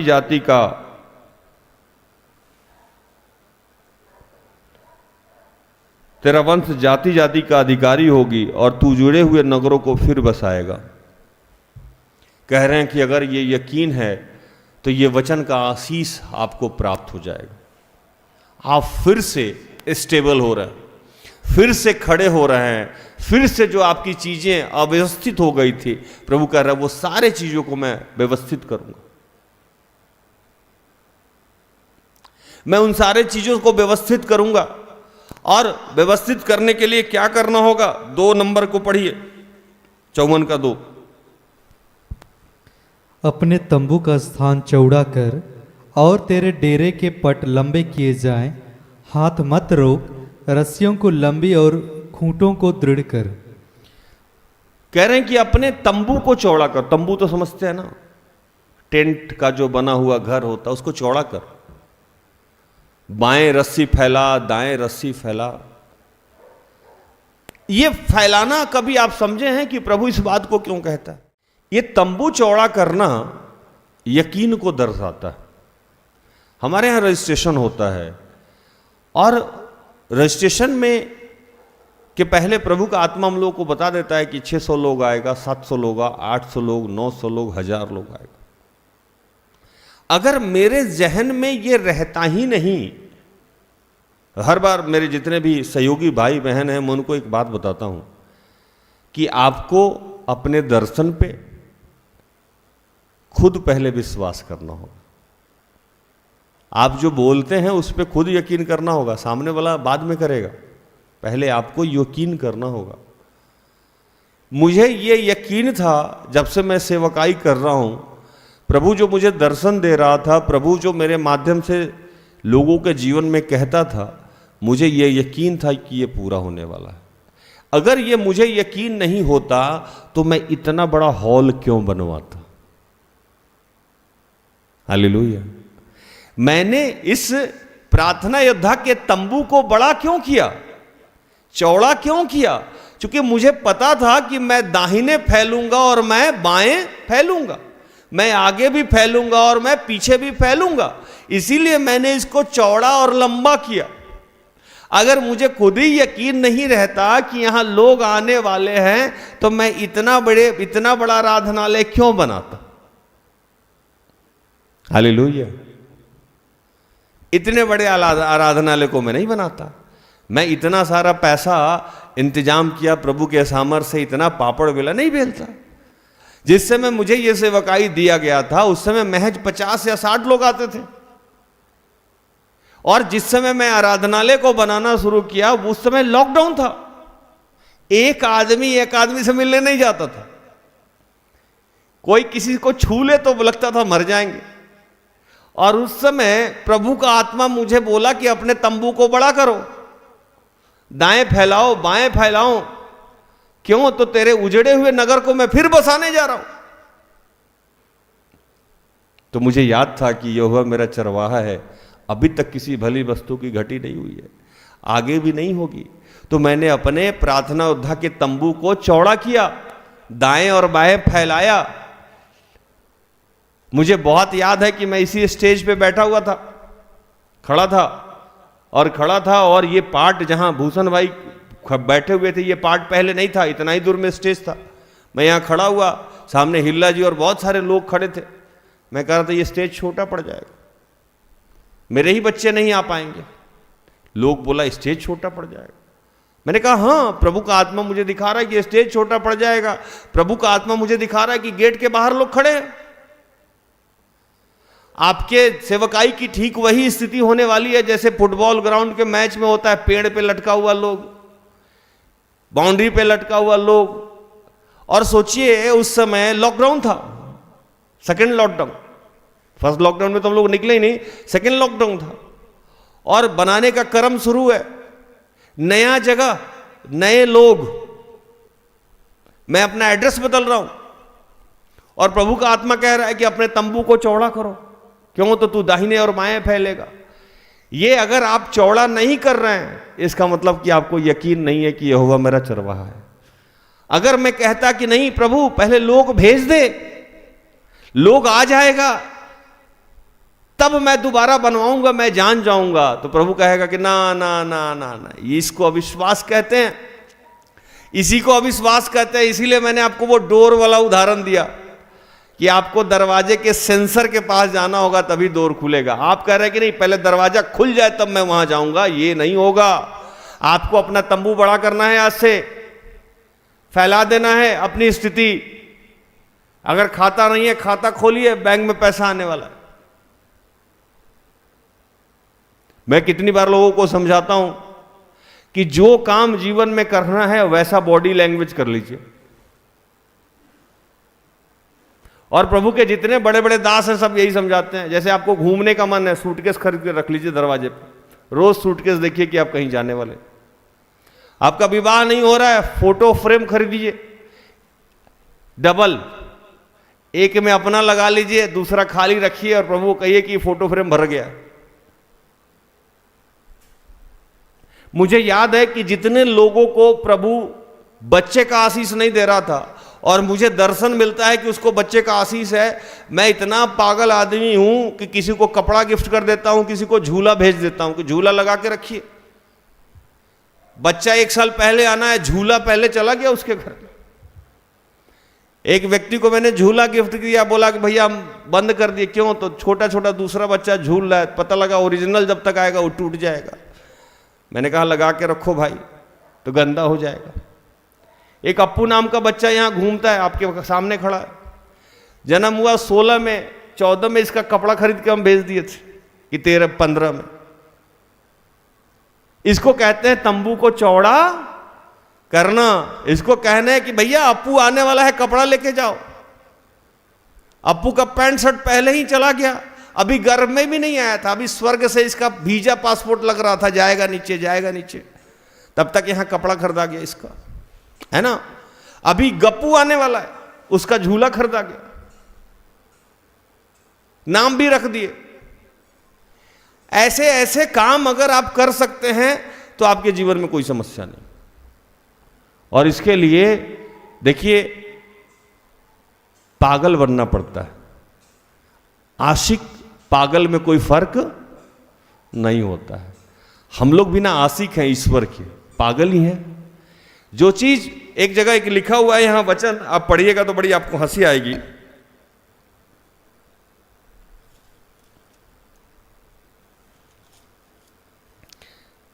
कहता है कि जो चीज मैं तुम्हें बताने जा रहा हूं उस पर तुम यकीन नहीं करोगे।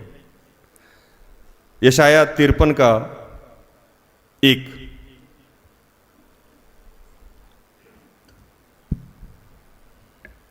जो समाचार हमें दिया गया उसका किसने विश्वास किया? किसी ने विश्वास नहीं किया।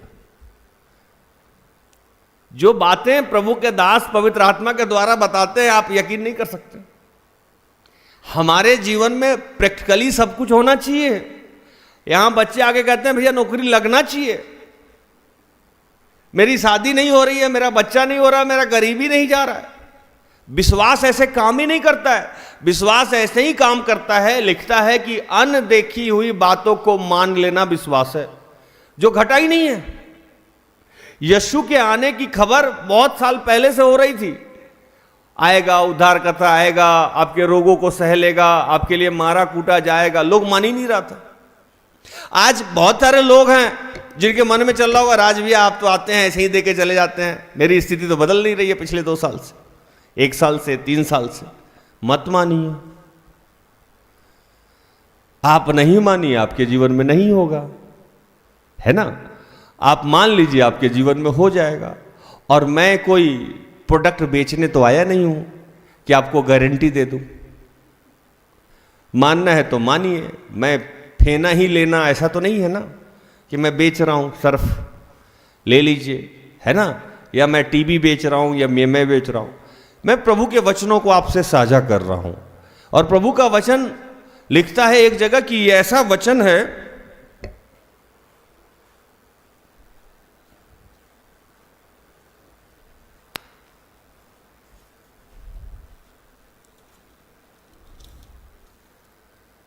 ग्यारह 55 का 11, यशाया 55 का 11।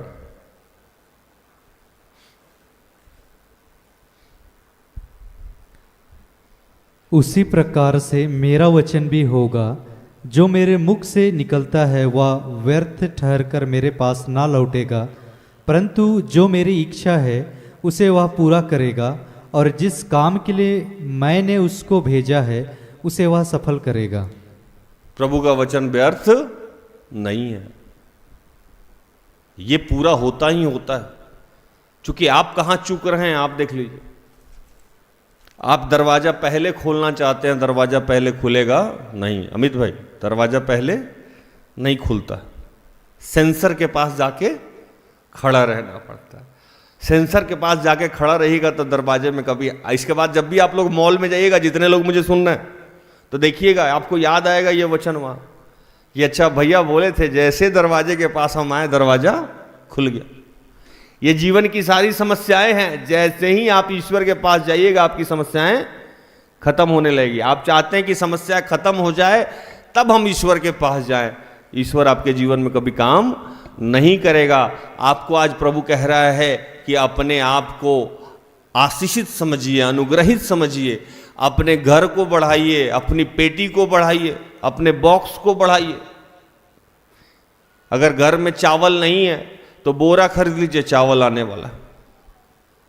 आप कुछ और सोच रहे हैं, प्रभु कुछ और सोच रहा है। आपके भी जीवन में आपको लग रहा है मार्ग बंद है, आप उसी दरवाजे पे खड़े हैं जो खोलना चाहते हैं, प्रभु कहीं दूसरा दरवाजा खोलने वाला है।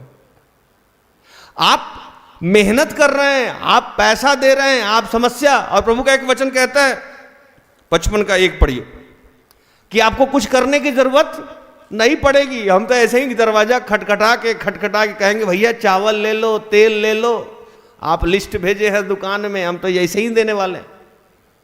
अनयूजुअल मेहनत करने से अच्छा है प्रभु पे विश्वास करके हमेशा याद रखिए, अपने आप को कहिए, अपने आप से बात कीजिए, युवराज हैं, युवराज हैं, युवराज हैं, युवराज हैं, ईश्वर के बेटे हैं, हम उसकी आंख की पुतली हैं, उसने हमारे सर के बाल गिन रखे हैं, हमें किसी भली वस्तु की ये खुद से बात करना है। क्योंकि शैतान भी आपसे बात कर रहा है तो आपको भी आपसे बात करना होगा। हालेलुया। 55 का 11 पढ़िए। 55 का 1। अहो सब प्यासे लोगों, पानी के पास आओ, और जिनके पास रुपया ना हो तुम भी आकर मोल लो और खाओ। दाख मधु और दूध बिन रुपये और बिना दाम ही आकर ले लो। 2। जो भोजन वस्तु नहीं है उसके पास, उसके लिए तुम क्यों रुपया लगाते हो? और जिससे पेट नहीं भरता उसके लिए क्यों परिश्रम करते हो? मेरी ओर मन लगाकर सुनो, तब उत्तम वस्तुएं खाने पाओगे और चिकनी चिकनी वस्तुएं खाकर संतुष्ट हो जाओगे। हालेलुया। कह रहे बिना मतलब का आप काम कर रहे हैं, सब कुछ तो हम यहाँ फ्री में देते हैं। बिना मतलब का काम करने का मतलब क्या है कि जैसे यूथ क्लास में मैं समझाता था कि लोग कहता है कि मैं अपना बोझ यहोवा पे डाल देता हूं। आप देखे होंगे कि जितने लोग बोझ उठाते हैं, बोझ उठाने का एक प्रक्रिया है कि कोई भी आदमी अगर बोझ उठाएगा वो हल्का झुक जाता है, झुकता है ना। चाहे आप घर में बाल्टी उठाएं यूं हो जाइएगा, है ना, भारी उठाइए सर पे यूं हो जाइएगा। अब कोई आदमी बोझ रख देने के बाद भी यूं चल रहा हो, इसका मतलब वो बोझ उतारा है? नहीं उतारा है। हम लोग कहते जरूर हैं कि हमने अपना बोझ यहोवा को दे दिया, ईश्वर को दे दिया, लेकिन ढो के खुद ही चल रहे हैं टेढ़ा।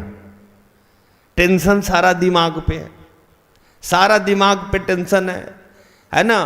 कहते हैं कि प्रभु मेरा प्रबंध करेगा, लेकिन दिन भर दिमाग लगा रहे हैं कैसे होगा कैसे होगा कैसे होगा, चिंतित हैं, व्याकुल हैं, नींद नहीं आ रही है, घबराहट है।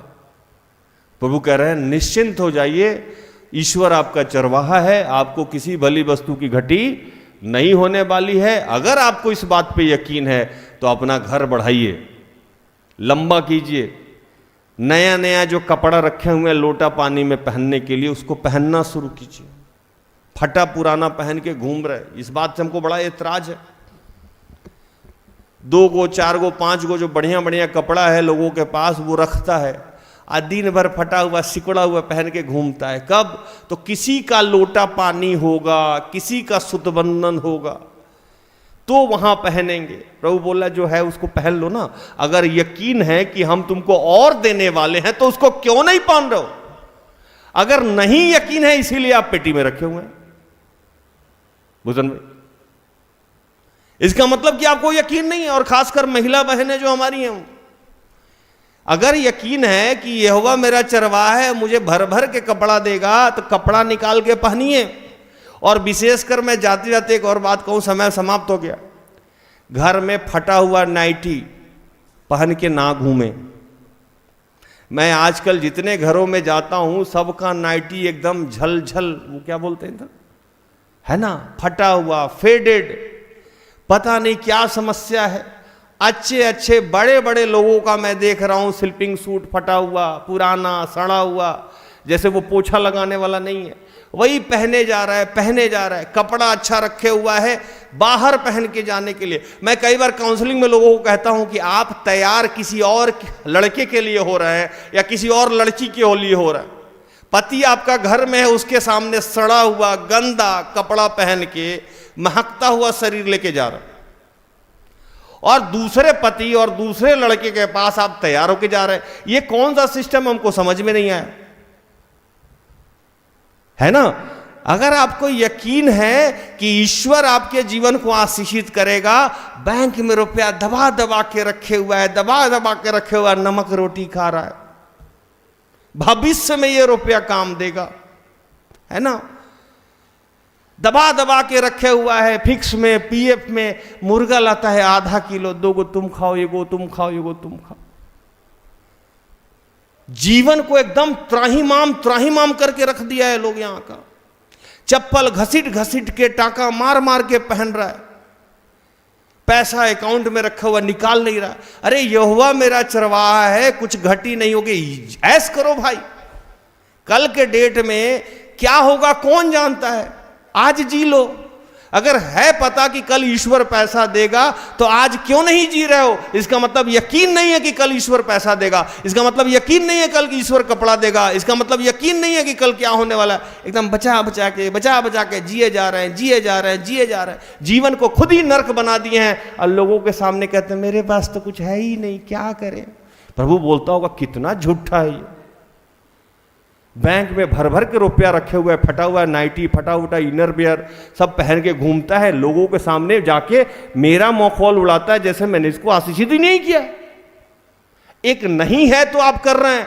मैं वैसे लोगों को भी कह रहा हूं जिसके पास है वो भविष्य की चिंता में, और भविष्य में आपको मिलना है बस वही 3x6 का जमीन, वो भी आपका परमानेंट नहीं है। 1 साल बाद फिर उस कब्र में दूसरा जाता है और एक ही कपड़ा पहना के आपको लपेट के फेंक देगा सब। तो प्रभु को अगर महिमा देना है और आशीषित जीवन जीना है तो आज में जी लीजिए। जिसके पास पैसा है मैं उसको बताऊं, कष्ट में मत जिए, इससे प्रभु की तौहीनी भी होती है।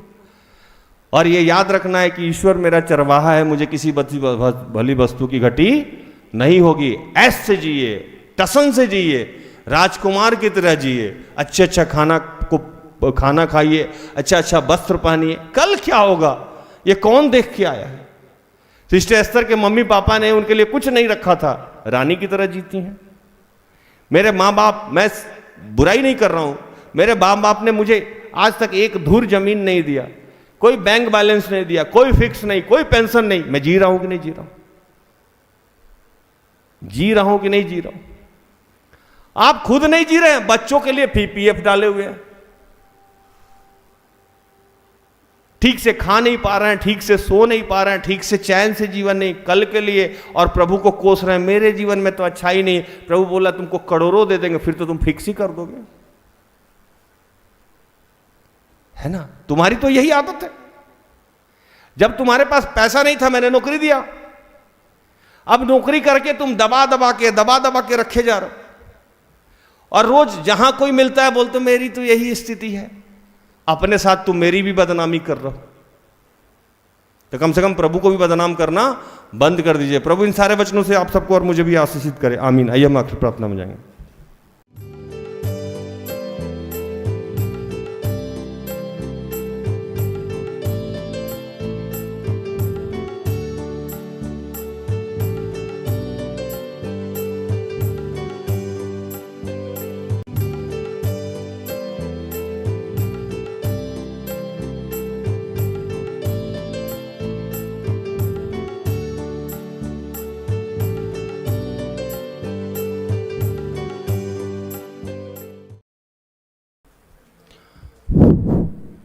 आइए खड़े हो जाएं।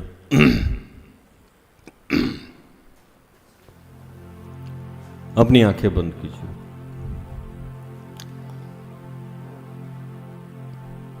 और देखिए कि वो मुस्कुराता हुआ यीशु कैसे आपके लिए निर्धन बना ताकि आप धनवान बन जाएं, कैसे उसने कोड़े खाए ताकि आप चंगे हो जाएं, कैसे उस पाप को उसने अपने ऊपर उठा लिया जबकि वो पापी भी ना था।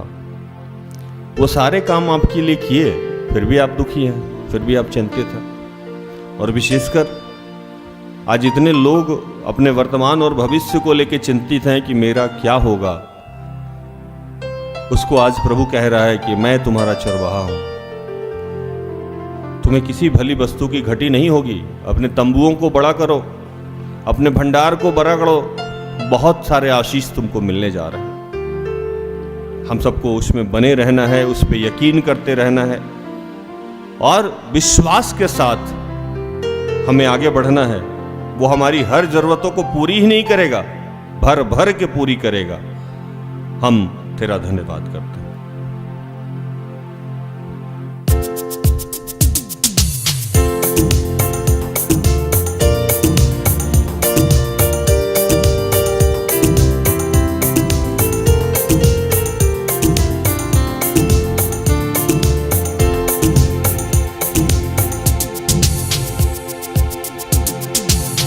बने रहो, बने रहो, बने रहो, बने रहो, बने रहो,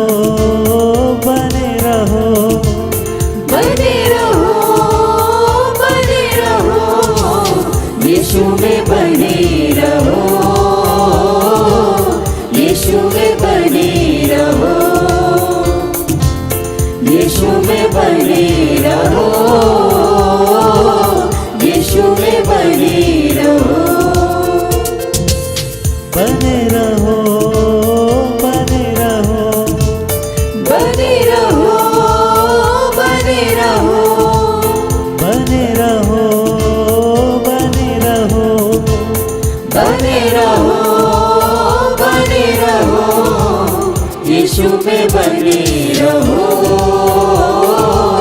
यीशु में बने रहो, यीशु में बने रहो, यीशु में बने रहो।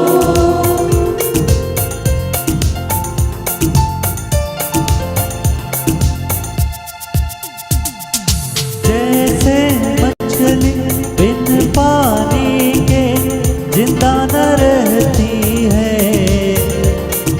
वैसे ही विश्वासी जन यीशु बिन मुर्दा है। जैसे मछली बिन पानी के जिंदा न रहती है, वैसे ही विश्वासी जन यीशु बिन मुर्दा है।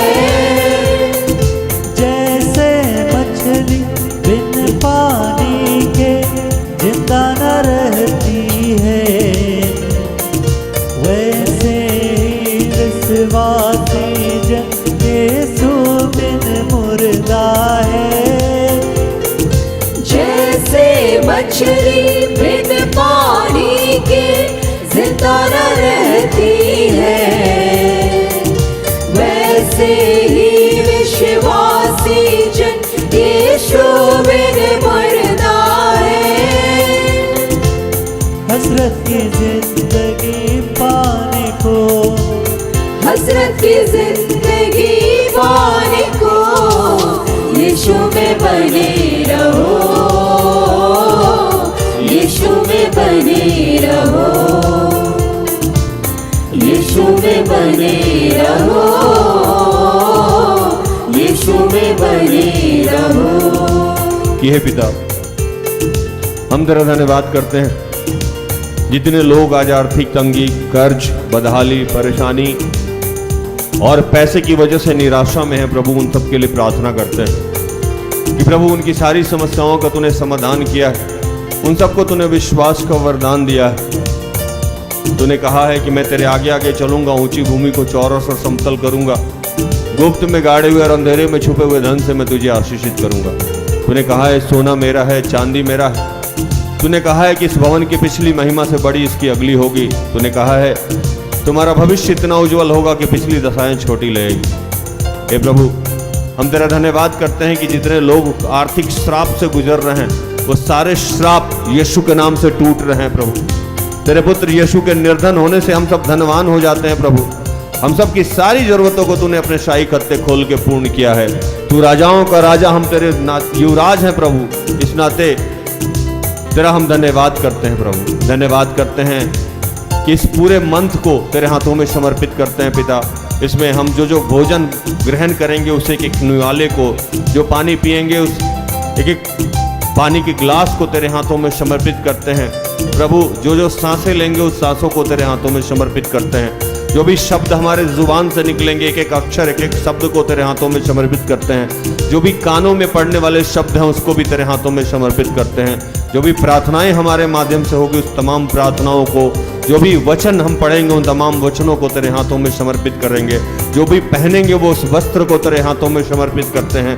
जहाँ जहाँ हम जाएंगे उस जगह को, जिनसे भी मिलेंगे उन तमाम लोगों को, इस पूरे मंथ में हमारे द्वारा किए गए हर कार्य को तेरे हाथों में समर्पित करते हैं प्रभु। प्रभु, इस पूरे मंथ को अब तक के मंथ से बेहतर बनाया है प्रभु। अब तक के जीवन का सबसे आशीषित मंथ होने जा रहा है पिता, इसलिए तेरा धन्यवाद करते हैं। इस मंथ के रिट्रीट को आपने सफल किया है, हमसे बात करें प्रोग्राम को आपने सफल किया है। रोज जो हमारा यूट्यूब पे कार्यक्रम आता है उस कार्यक्रम में होने वाली वचनों की उद्घोषणा, प्रार्थना, अंतिम प्रार्थना और आराधना को आपने सफल किया है। प्रार्थना उद्धव परिवार के माध्यम से जो भी गवाहियाँ तू करता है, जो भी चिन्ह चमत्कार तू दिखाता है प्रभु, उन सबको तूने पूर्ण किया है। हम सब के माध्यम से जो भी तूने उद्घोषणाएं करी है, जो भी प्रतिज्ञाएं तूने लोगों को बताया है, उन तमाम प्रतिज्ञाओं को तूने पूर्ण किया है। हम तेरा धन्यवाद करते हैं।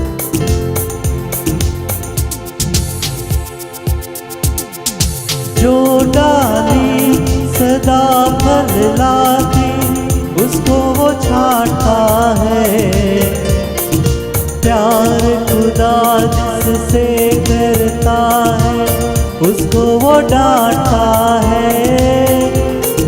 जो डाली सदा फल लाती उसको वो छांटता है। प्यार खुदा जिससे करता है उसको वो डांटता है।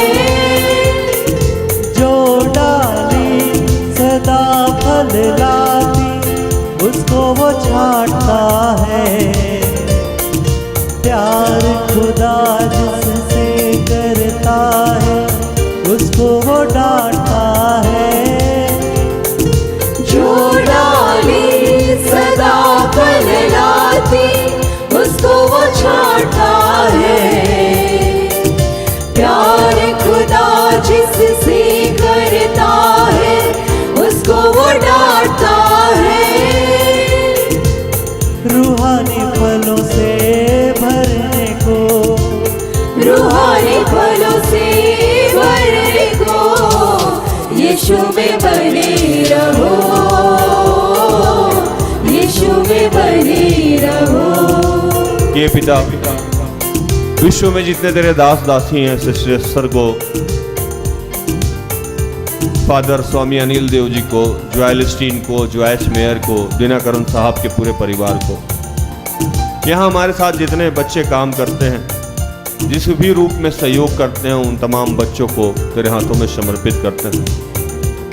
प्रभु जितने फादर हैं, प्रिस्ट हैं, पादरी हैं, उनको तेरे हाथों में समर्पित करते हैं। और पिता इन सब के घुटनों में तेरी शक्ति मांगते हैं, इन सब के हाथों में तेरी शक्ति मांगते हैं, इन सब के जुबान में तेरी शक्ति मांगते हैं प्रभु। और विश्व में जितने तेरे दास हैं वो कभी भी किसी और के सामने अपने हाथों को ना फैलाएं प्रभु।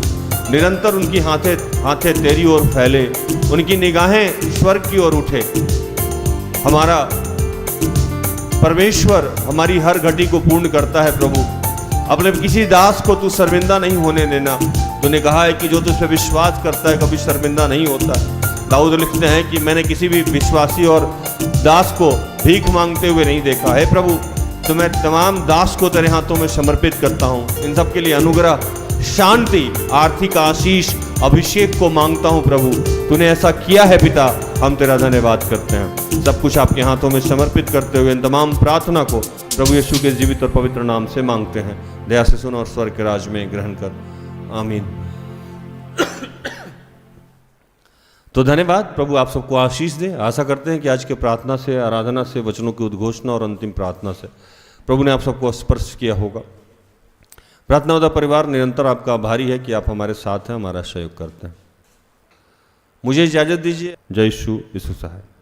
सारे दिल से, सारे मन से तेरी आराधना मैं करूं, तेरी आराधना मैं करूं।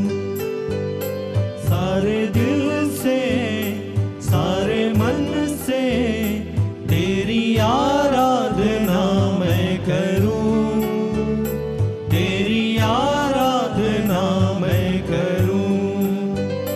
सारे दिल से, सारे मन से तेरी आराधना मैं करूं, तेरी